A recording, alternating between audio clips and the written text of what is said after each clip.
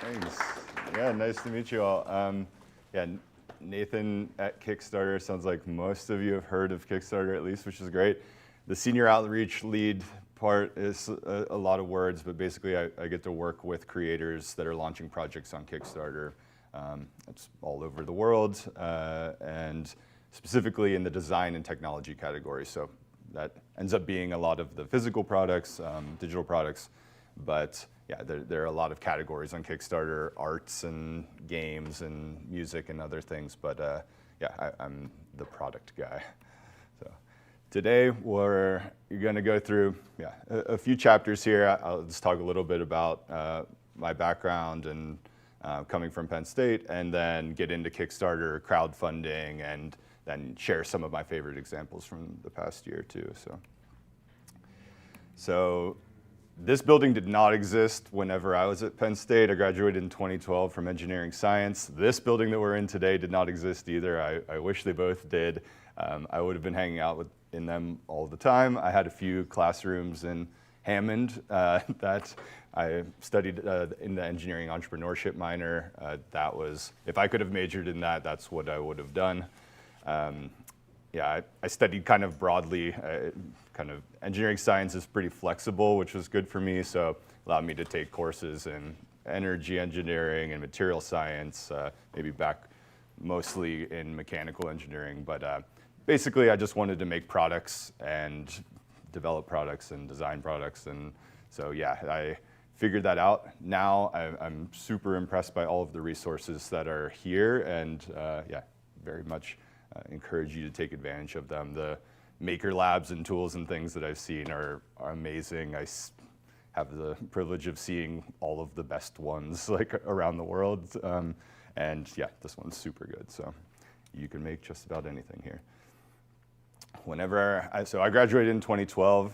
This is the first Kickstarter project I ever backed, which was in 2012. I thought it was the coolest thing in the world. It's Public Labs, like a citizen science tool. It's like $20 to get a desktop spectrometer, which, if you're not familiar, that allows you to kind of use light patterns to determine what type of materials or chemicals are in a solution. This was around the time that fracking was really big in Pennsylvania, and I wanted to like test water to see if there were any pollutants in it. This project was launched on Kickstarter, totally crowdfunded, and this project no longer exists, but at the time this got me really excited about the kind of intersection of the environment, technology, startups. After Penn State, I did some environmental consulting. I ended up going to UC Berkeley and studied environmental engineering. Again, kind of a choose your own adventure in that major. I taught within the mechanical engineering department, some design courses. So this building did not exist when I went to graduate school there. I would have been there the whole time. So yeah, it's really great to see these like design entrepreneurship programs developing within the universities. I think they're super great resources. So after school, again, my kind of like circuitous path through engineering and product, I worked at a design agency that worked on all kinds of different products. I've done a lot of outdoor products, a lot of hard goods, but also soft goods, a lot of wearable products. Things like the helmet. We designed a line of helmets for Cannondale, designed all the helmets and goggles and many sunglasses for Smith Optics, all of the watches for Nixon watches. A lot of these products are worn on the body. They're a universal fit across users and things, like very complex product design and development process. So I was able to work with a lot of different brands to learn how do you make things, how do you test them, how do you figure out how much they cost, how do you bring them to market, and also kind of pulling a thread of brand and design language through all of that. My managers and mentors at Cinco Design started this company called North Drinkware. They launched their project on Kickstarter in 2015, raised over $500,000. They left the design agency and started just running this brand full time by themselves. So that was my kind of like second data point of like this Kickstarter thing is pretty interesting. These glasses, they take real GIS data of mountains and put them in the bottom of these glasses in kind of a hand-blown glass process. So, but now they work for themselves and are doing really well. This project, I started working on a product that was a haptic suit for deaf and hard of hearing users to experience live music. This baselit project launched on Kickstarter and kind of was this really innovative haptic actuator that was really light but also very sensitive, allowed you to translate audio waves into different frequencies, volumes, things, they could translate a lot of the complexity of music into this haptic feedback. So this is a several-year project that I worked on at Synco that was called Music Not Impossible, this kind of body-worn vest that had 32 different haptic actuators on it, so you could really get like a high-def experience for translating all of the instruments and music of a live band. And this is at the Life is Beautiful Music Festival. This is the launch event of a half-hearing, half-deaf audience, everyone wearing this suit and experiencing live music. This is one of the users that we tested with along the way. It's probably the only product I've ever worked on that made somebody cry whenever they first used it. This is me unknowingly drinking a Pacifico behind him when they were shooting this video. It was a long week, but anyways, this was all kind of powered by that actuator product that I came to life on Kickstarter originally. So flash forward a few years and had an opportunity to join the design and technology team at Kickstarter. There are 3 of us globally that work with all of the creators that are launching products in that space. I'm based on the US West Coast, outside of Portland, Oregon, but from Pennsylvania originally. And so yeah, at Kickstarter, this is our mission to help bring creative projects to life. It's a pretty cool mission to work under and something that I feel like we do truly live into every day. I think bringing creative projects to life means that it's not just about projects that make a lot of money or are the most like commercially viable ideas, but are new and unique and have a diversity of thought and people that are bringing them to life. So this slideshow shows like things is like publishing, like you can bring a book to life on Kickstarter, but also hardware and design objects. If you haven't been there ever or in a while, this is the home page. So whenever you hit Kickstarter.com, you're going to see up top kind of our numbers of like how many projects have been funded, how much money has been crowdfunded on Kickstarter. We are the world's largest crowdfunding platform. But then you see, other than that, thousands of projects that are live from people from all over the world. When you click into one of those projects, you would see this, where you can see the funded. This is in the middle of the campaign where they've raised $100,000 from 2,000 backers. The campaign is a set amount of time, which creates urgency for people to back. Maybe to explain we use the term, in e-commerce you would have like a buyer and a seller. We use the term creators and backers. And that's because in a crowdfunding model, you are essentially donating money to someone and then getting a reward for that donation. So it is even legally different than purchasing something on a Shopify store or Amazon or something like that. What that means is that there's a little bit of risk for the backer, that this person may not be able to bring that project to life, but there are many ways that we help to through trust and safety processes to like vet that ahead of time. But we think having some amount of risk is kind of, that's built into the system, and that's a good thing because it means that people can take risks. These aren't just like slam dunk products. They're innovative, they're new, they're unique, and there's just inherent risk in bringing those to the world. The last thing I'll say is this is an example of a reward. So much like a product page on a Shopify site or something, but yeah, this is rewards-based crowdfunding. It's not charity-based crowdfunding, which GoFundMe would be an example of that. It's not equity-based, so you're not giving away any of the ownership of your project or company in doing this. Yeah, there are various WeFunder and Start Engine that it's equity-based. Go ahead, John. What's a ballast pin? Well, I just pulled this example.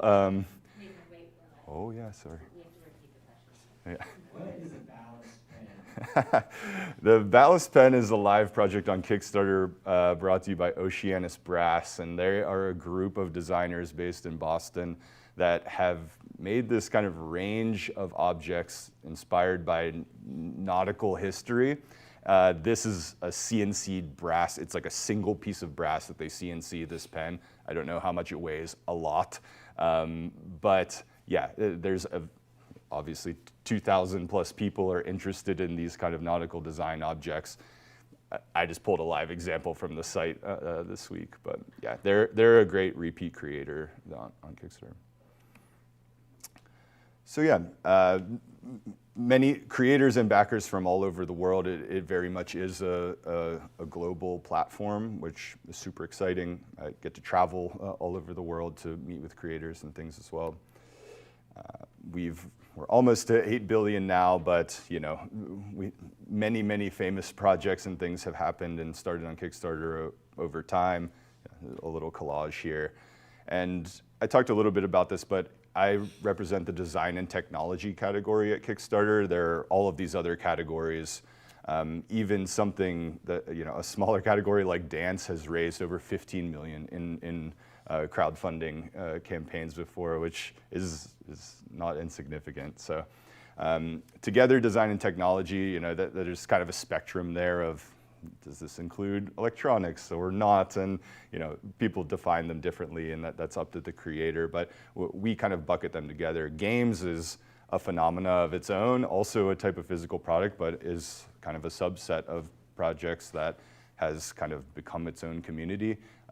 Kickstarter has many successful games. A lot of the, you know, Cards Against Humanity, or I don't know, Exploding Kittens, on and on. I'm not a games person, but yeah, if you are, I'm sure you've encountered a game that was funded on Kickstarter. And yeah, over the years, 35,000 design and technology projects.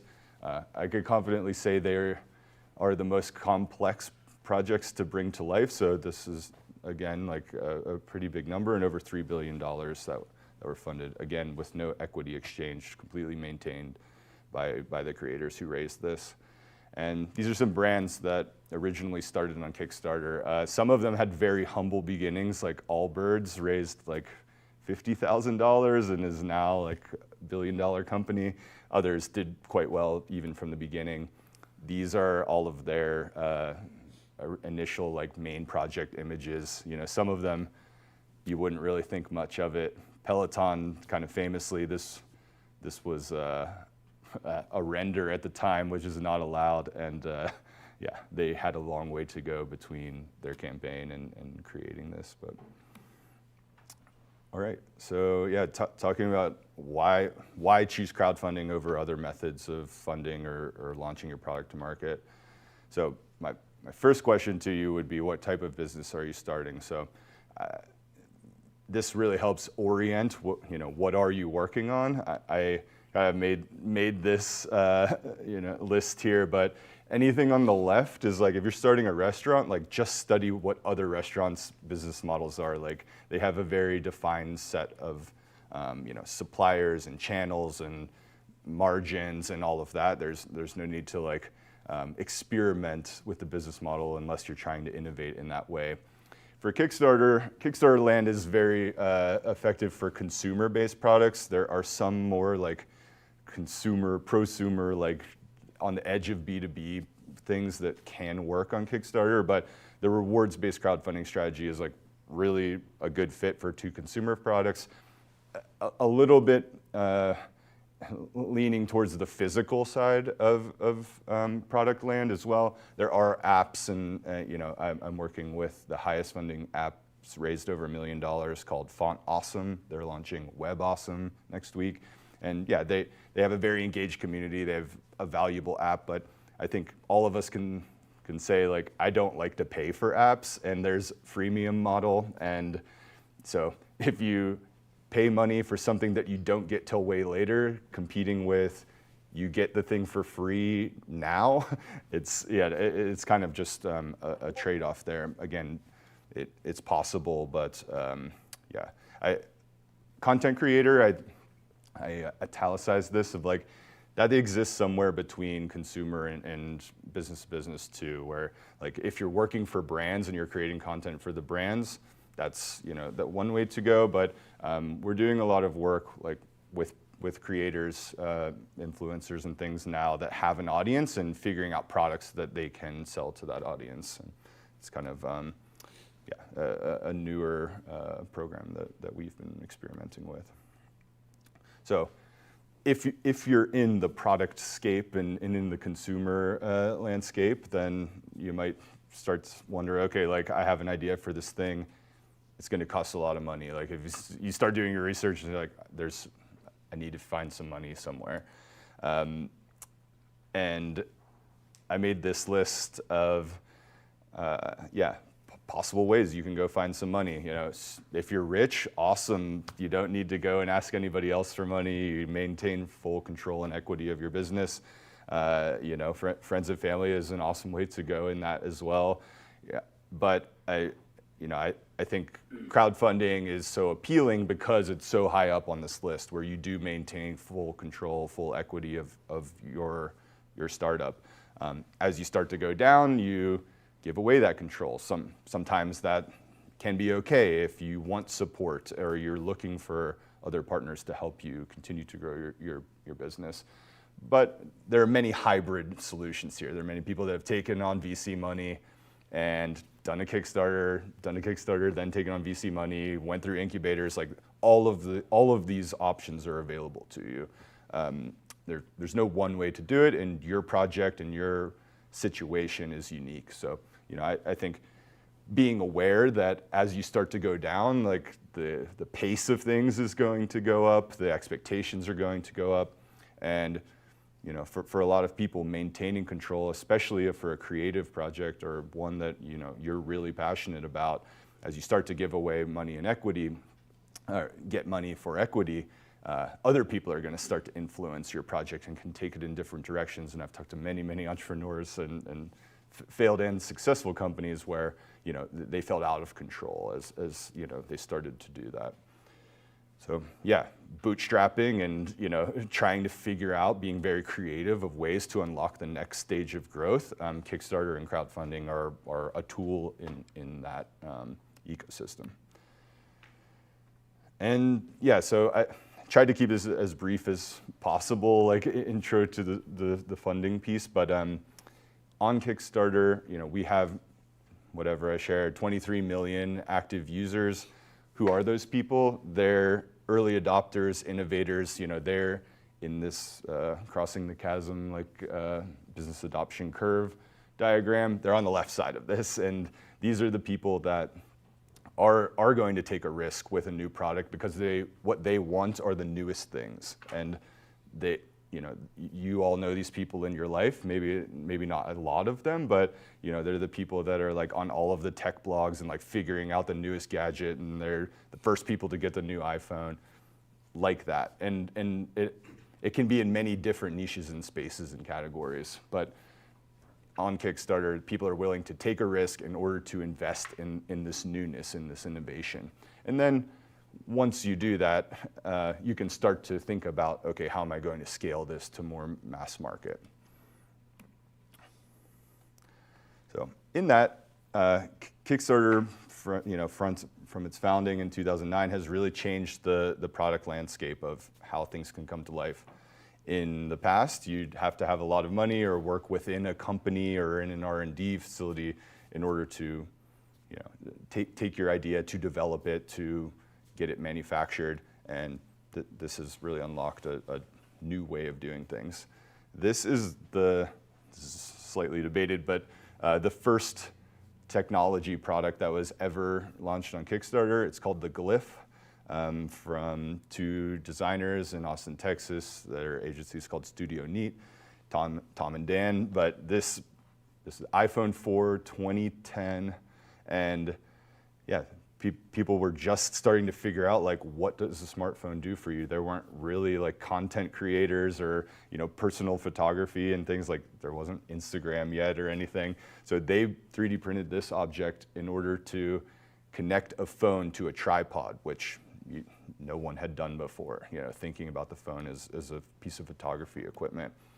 I've recently found this on their Twitter, but yeah, this is the first text that they sent to each other that was like, hey, I have an idea for this phone mount. Like, cool, let's talk about it. And they 3D printed up these prototypes, and you could do this downstairs at this building. This maybe seems like low-hanging fruit now, but at the time it was super innovative. And they launched it on Kickstarter. 3D printed protos, and it raised $137,000, allowed them to make a first production run of this product, and took it away for the rest of their business. They have launched over 10 products over the years, and each one is in a different category and is something that they want to work on. It's a passion project, and it continues moving their agency forward. So what could this model offer for Dan and Tom in that example? What could it offer you or others that are thinking about bringing products to life? So this is Artiphon, which creates like electronic experimental instruments that it's not a guitar, it's not a piano, it's not an established instrument category, but they have created these very unique devices for creating music. And the music tech category on Kickstarter is very passionate. There's lots of people that are kind of experimenting in this space, that love to make music, want to figure out new ways of doing that. And Kickstarter is a great place to build that community, to connect with that community, to continue coming back to it and offering new products to them and getting feedback from them. And it is a way to, that's like the crowd side of crowdfunding, is like using your community to develop your product and your idea. Yeah, I brought this example up. This is the University of Pennsylvania this past year. Out of a design course, Max and Kelsey had taken this course that was like experimenting with cardboard and trying to figure out a product with cardboard, and they came up with this idea for the Invent Table, and it's yeah, it did really well. It raised over $1 million, 5,000 backers. It allowed them, they're currently in Shenzhen, China, like manufacturing this right now.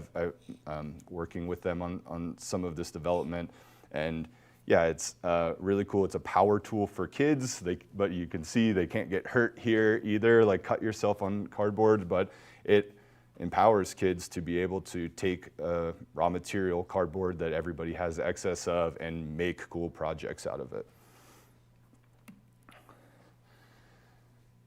And yeah, this is a good example. I Am Elemental. Julie, she was turned down by the toy industry over and over to create kind of a female action figure. People, a couple of years ago, people were like, there's no way that, a lot of action figures, female action figures were, like sexualized, and she wanted them to be like, these badass women that were like inspiring, young girls. And everyone told her no. She fundraised, over $100,000 and was able to bring this to life. And, was also copied by Hasbro and all of these folks later that year that had told her no.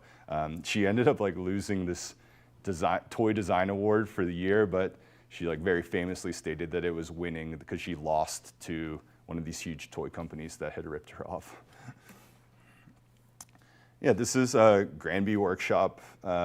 They make clay, earthenware, and things, and just very cool to be able to show the behind the scenes of making your product. And I always tell people that Kickstarter is a storytelling platform. It allows you to tell all of the details behind why you made your product, how you made your product, all of the prototyping. That people on platform have a lot more attention and patience for reading all of those details in a way that you're not going to be able to get their attention for that long on Amazon or on the PDP page of a Shopify site or something. And part of that is because the product doesn't exist yet. And so you're trying to reinforce to people like, hey, these are all of the steps I've taken. This is all of the background research I've done. Like I can fulfill this, I can make this, I can bring this to life. And showing the process is a really important way to do that.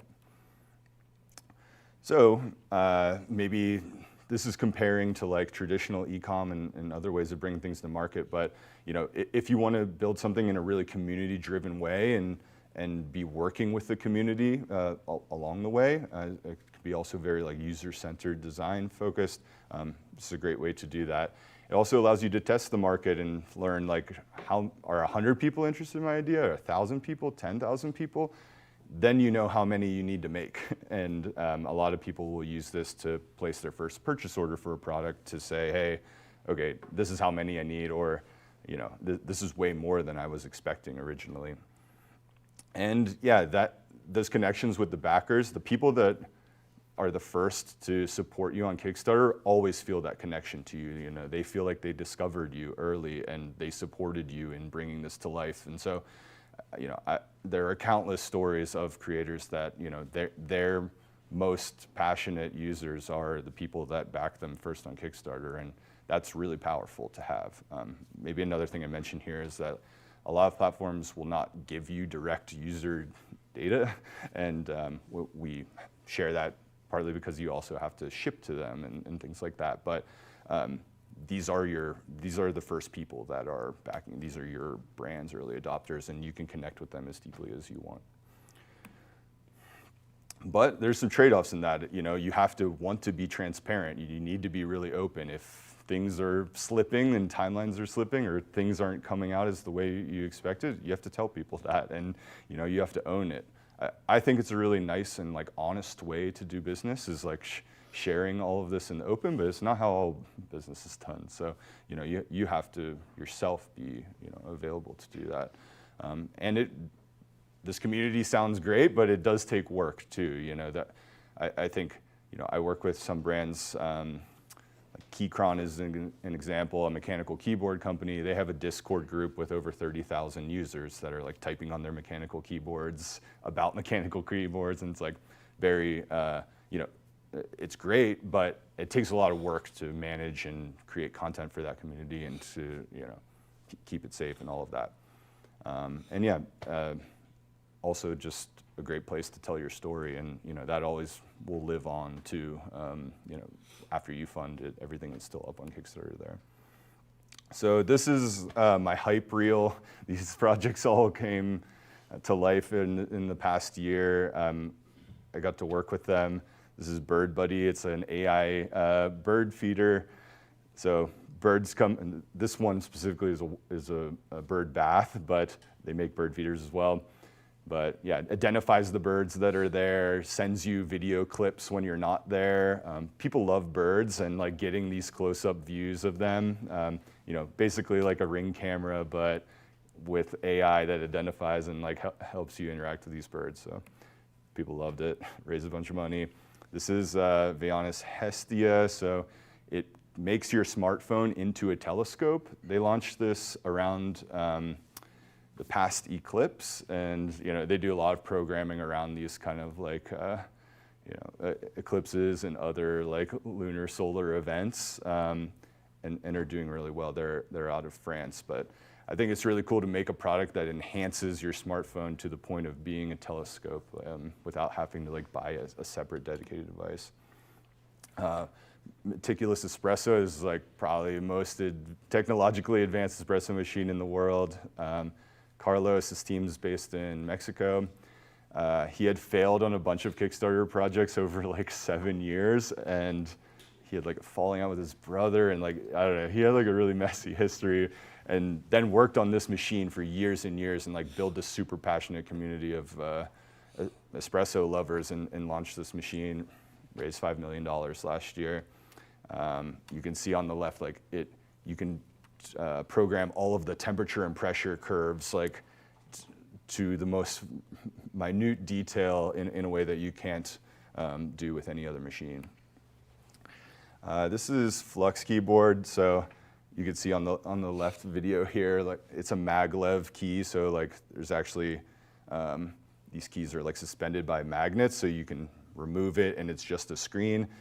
You can imagine a lot of different applications of like, you know, being able to see like this is another display for you, but also there's like productivity hacks that you can do with having a keyboard like this as well. Tidbit out of New York, some ex-Spotify engineers that created this kind of open source dot matrix display that people love. You can customize it to display whatever you want in your home, kind of like an accessory to smart homes, or, you know, see your sports scores or like personal health data or whatever it may be. Oasis Mini, this is like Zen rock garden of the future. Again, like uploading an image uses magnets to draw this ball around, really meditative. Was inspired by another Kickstarter project that was like a coffee table size one of these, and they made this like really accessible price point, and yeah, 12,000 people were into it, which was great. Looking Glass, this team's also out in New York and Hong Kong. Sean Frayne, he's committed his life to making holograms real and super passionate. This is their latest, so you can just take like a phone photo or a phone scan and turn it into this. It's really hard to capture through photography, but a very realistic hologram experience in this portrait display. I personally have one of these and love it, but Moss Air, the bringing like nature and technology together, it's an air purifier and humidifier. There's like this really special moment of the metal bead that you move from like open to closed, and if it's like humidifying the air, it washes down like all of the fog like over the moss, and it's like a really magical experience. And yeah, Polycade, they are this kind of like high design, like open source gaming platform. The founder, Tyler, he's the son of Nolan Bushnell, who invented Atari. He doesn't like to tell anybody that, but he had a lot going for him when he made this. But his wife was an interior designer, and he's like had all this gaming hardware, and she's like, why can't it look nice in our home? And so they made this, and you know, originally it was like super high design, like celebrities had this, or dentist's office and things, you know, people that could afford it. And this was like their takedown product that, you know, it was like around $1,000. You get access to like hundreds of games, upload your own, and yeah, they did really well. This is the top funding US-based project from last year. And these are the top 10 across the world. I think to me, it's really interesting that none of them are American-based projects. You see a lot of them are based from China.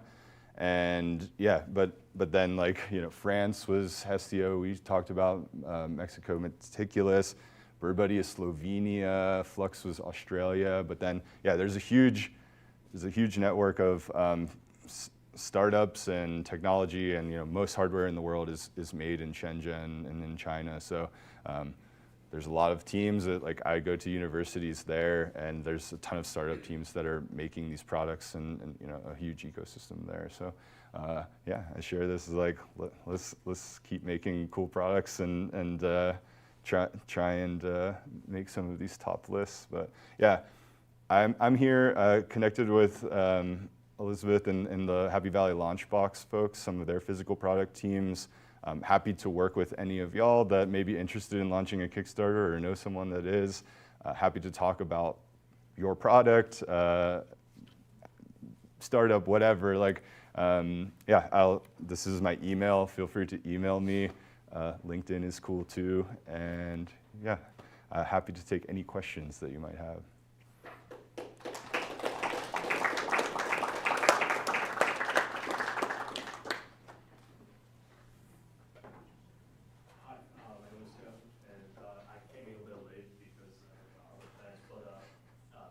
Curious about the process that someone would go through to have their product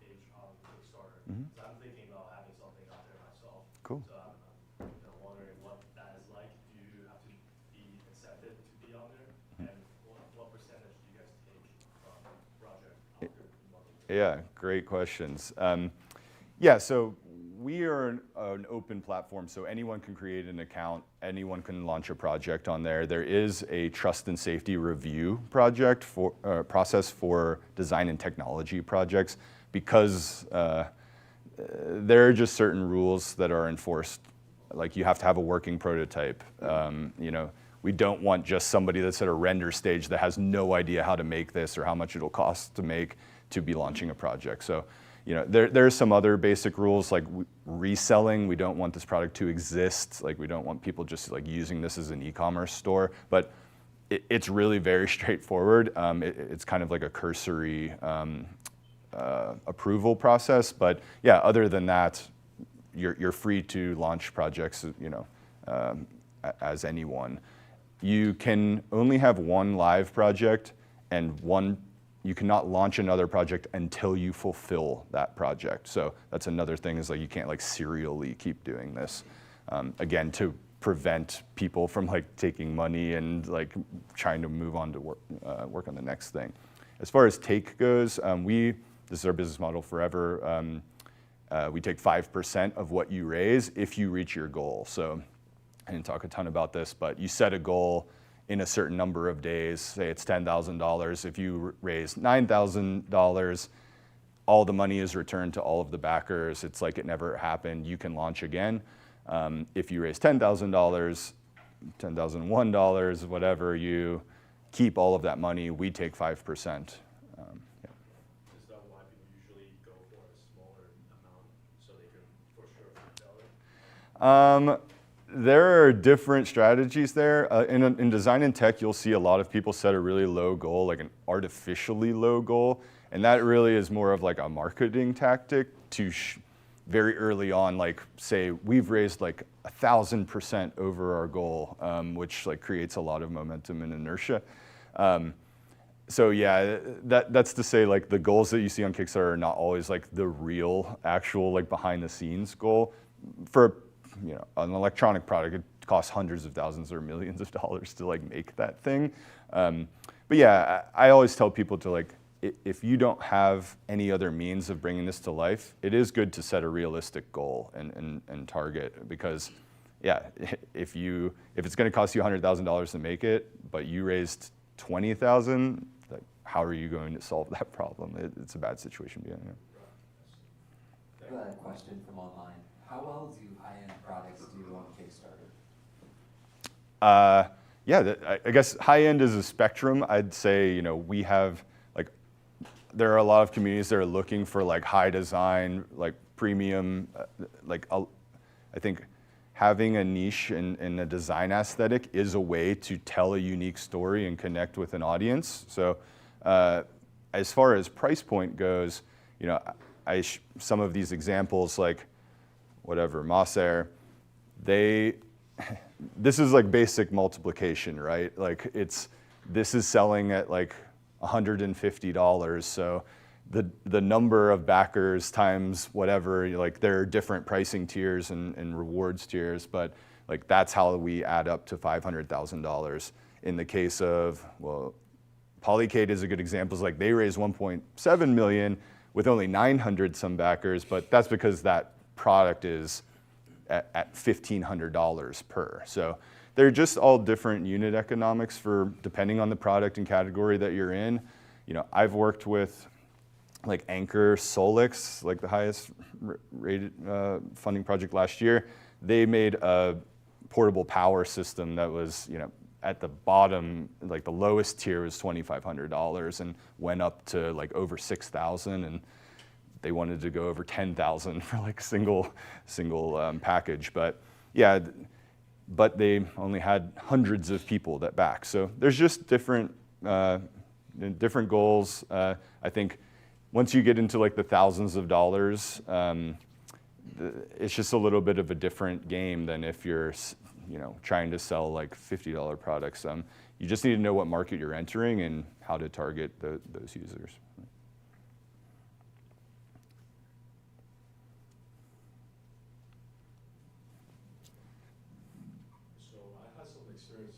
And I know that's your competitor in the space, and it was kind of a negative experience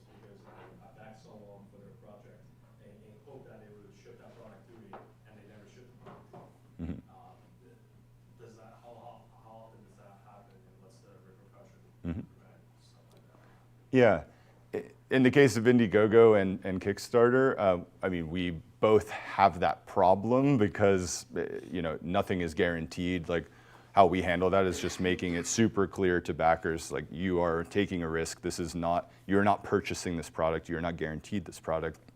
But we've gone through these processes to vet that, within reason, this is legit and this is coming from a real person, and they are, there's an identity verification process and a bank verification process and all those types of things.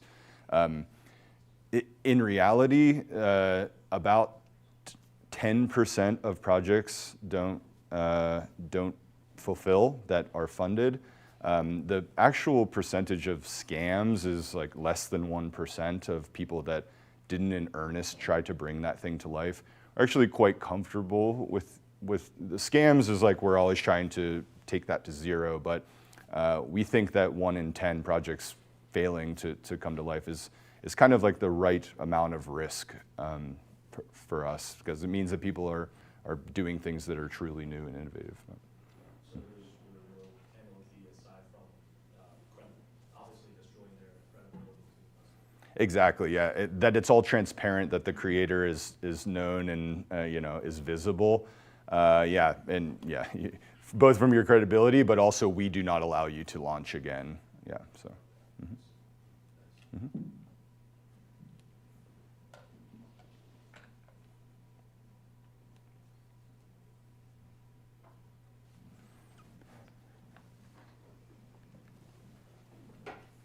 I have 2 questions I'll ask back.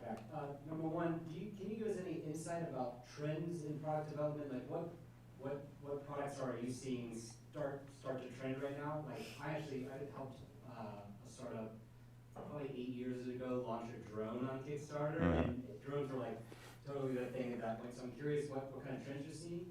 And then one time I saw somebody ask Jeff Bezos a question, like knowing everything he knows about Amazon, what product, if you were an entrepreneur, what product would you launch? And I think he said a salty snack, just knowing the kind of trends.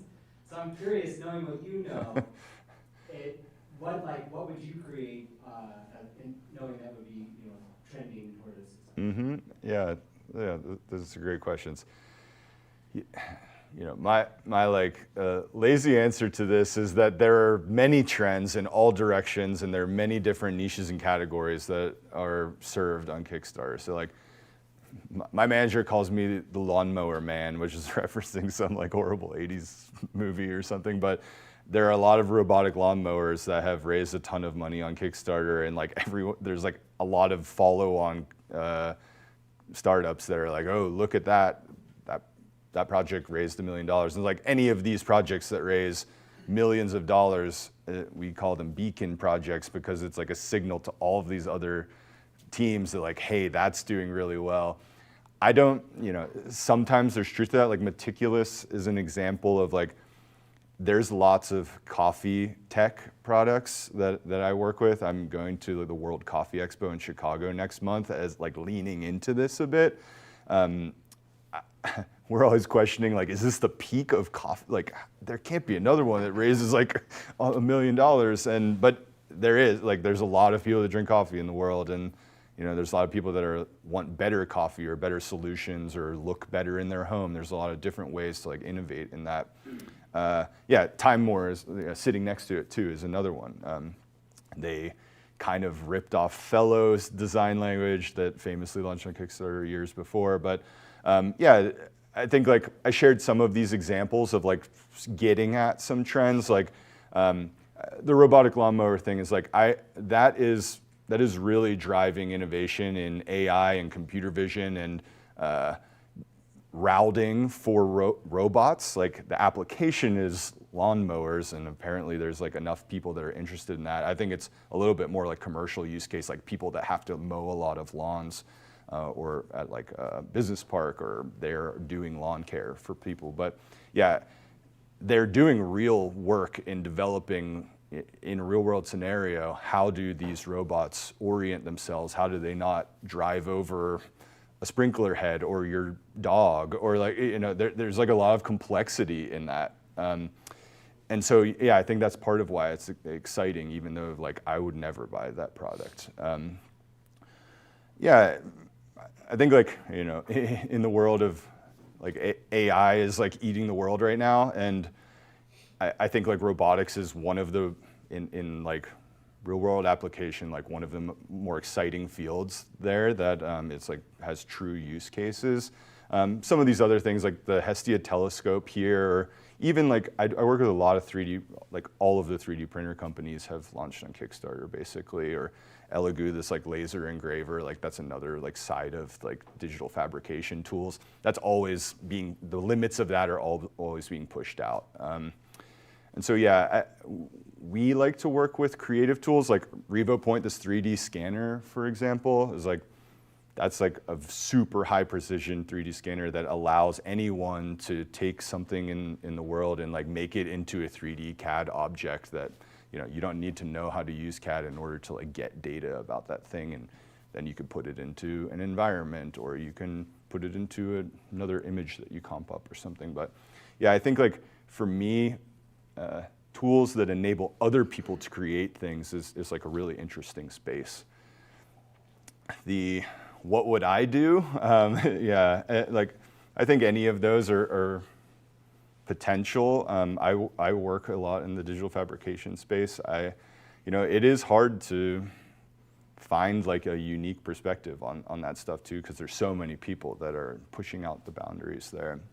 I probably would do an outdoor product though, is you know, that's just what I know, what I like to do, and they're successful as well.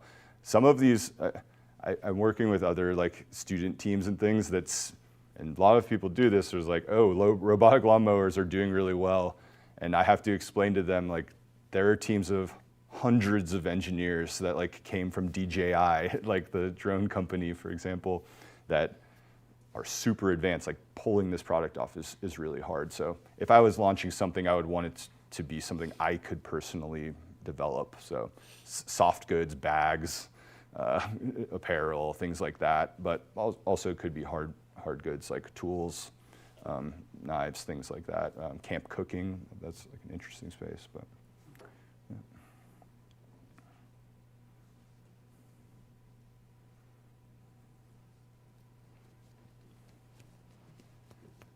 Come on, class, I know you got some. Give me something good. Please. Rude. Thank you. Carly. I'll just start calling it today. Thank you. I came a little bit late, so I apologize if you already went over this, Yeah. but I was just wondering like how Kickstarter started and what made whoever created this platform see the need for this. And it also seemed like Kickstarter started like a really long time ago when you were talking about the phone tripod. Like that was something that no one ever thought of before. So, and like technology obviously wasn't as advanced. So I'm sure like entrepreneurship wasn't as prevalent as now. So I was just wondering how like it was first built up. Who thought like the need for this platform would be good and grow into like an industry that now sells products for like millions of dollars? Mm-hmm. Yeah, thank you. That's a great question. Yeah. So yeah, the original founder was Perry Chen, and he was a musician. He's based in New York, but was going to like the New Orleans Jazz Festival and wanted to get a pair of DJs to play like an after hours event there. And he kind of had the idea of like, I don't have the money to bring these DJs in, but it's like the perfect event to happen here. So he like kind of just like listed online like, hey, who all would pay $10 to, you know, pay for these DJs, and like pulled off this one event. And then met another founder, Yancey Strickler, back in New York, and was talking about this, and he was more of a technology person. And so anyways, yeah, like a small team of people just kind of like created this app like initially where like allowed people to like post an idea and then people to back it. And you know, I think this was very early on in like the concept of crowdfunding. Certainly like pre-orders and pre-selling tickets and things like that existed, but the like technology enabled part of it was very novel. In early days, like that was 2009, the Glyph phone tripod that I shared was like late 2010. So it was around for a couple of years, and even that, there were not a ton of design and technology products, or even like the term product, like consumer products on Kickstarter. There are like some very famous examples for the first few years, but original founders even like were debating like, should this even include consumer products? Like, is that too commercial? Like, is this just for the arts? And yeah, that has been like a recurring theme of Kickstarter as well. It's like, how creative does this need to be? Like, we famously have told a lot of companies that they can't launch, like established companies, they can't launch their products on Kickstarter because they don't need crowdfunding, or and it's always a bit of a gray area. I think for me, I'm like the consumer product person there, so I see it as like, these are unique ideas, these are creative ideas. That it isn't just pure art does not disqualify it at all from being creative. So yeah, I think in the way that like we curate and promote projects, things that are just like follow-on copies of these things, I don't, we don't really support. But like the first time that it came to life, that is super creative, and it's very difficult to pull off. So yeah, I think to like answer your question, it has evolved a bit of like our thinking of like art, pure art, and like music, publishing, all of those other categories that I shared before. Yeah, they have a little bit of a different spirit, but I think that you can still do that in a very pure and authentic way in design and technology, and like, again, owning the project, maintaining equity, maintaining creative control and vision. That allows you to do new things that can't be launched anywhere else. Mm-hmm.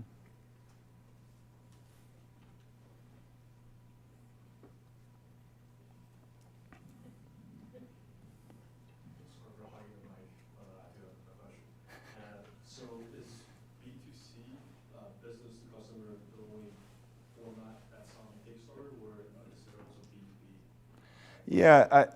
Yeah, I talked about that a little bit. I'm not sure if you're here for that, but yeah, it's just the rewards-based crowdfunding model is really well positioned for B2C. Like, the crowd itself are people, out in the world. The B2B business model is more like a sales-driven approach and is very targeted. Just like the way that you grow and market and scale those companies is different. I think like the 3D printers, the laser engravers, like the digital fabrication space, the 3D scanners, those are like right on the edge of business to business. Like there are businesses that are started using tools like that, but also used by hobbyists. So yeah, it's more of a consumer platform, but I do think there are like some categories of products that can kind of like blur that line. Yeah.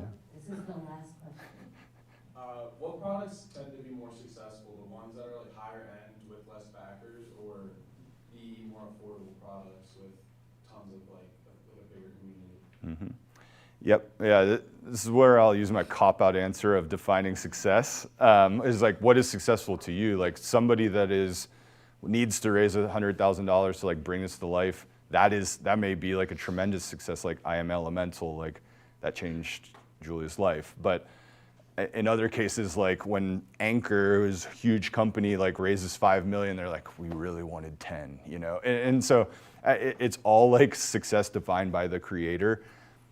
Again, like it's mathematics of like, if you're trying to engineer, like basically whenever I'm working with a creator, I'll say, what is your goal? And not the one that you put on the page, but like, what do you want to raise in this?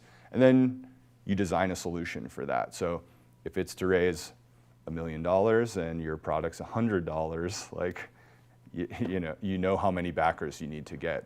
And then you can start to go down the path a little bit further there of like, okay, this is how many emails I need to collect that are going to convert at this percentage rate that I know is whatever, 10% or something. So I need 10x that number of emails to get that number of backers to get to that reward. So it's kind of like basic, like you can model this stuff in Excel.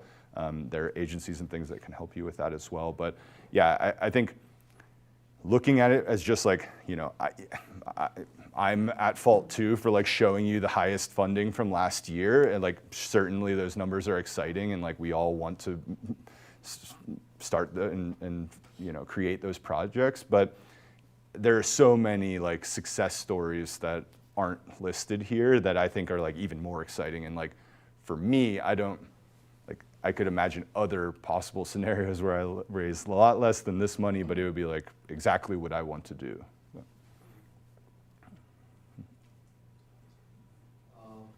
Thank you, Nathan, and thank you all for attending this session. My personal favorite would be the telescope one. How's it going? Thank you.